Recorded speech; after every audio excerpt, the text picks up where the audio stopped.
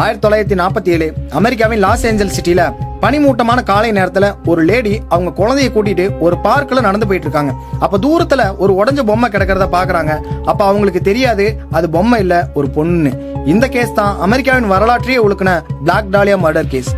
ஒளிமயமான ஹாலிவுட் கனவோட இருந்த அவங்க வாழ்க்கை இருள தான் இருந்துச்சு. ஏன்னா கையில பணம் இல்ல, நிலையான வேலை இல்லாம நண்பர் வீட்டுல தான் தங்கி இருந்தாங்க. இந்த மாதிரி சூழ்நிலையில தான் ஜனவரி 9 அன்னைக்கு எலிசபெத் காணாம போயிட்டாங்க. அன்னையிலிருந்து சரியா 6 நாள் கழிச்சு, அதாவது ஜனவரி 15 அன்னைக்கு காலையில தான் லாஸ் ஏஞ்சல்ஸ் லீமார்ட் பார்க்ல பிணமா கிடைக்கிறாங்க. அதை பார்த்த போலீஸ் பயங்கரமா ஷாக் ஆயிட்டாங்க. ஏன்னா அவங்க உடம்பு இடுப்போட 2 துண்டா வெட்டி வச்சிருந்தாங்க. அங்க ஒரு சொட்டு ரத்தம் கூட இல்லாம உடம்பு ரொம்ப கிளீனா இருந்துச்சு.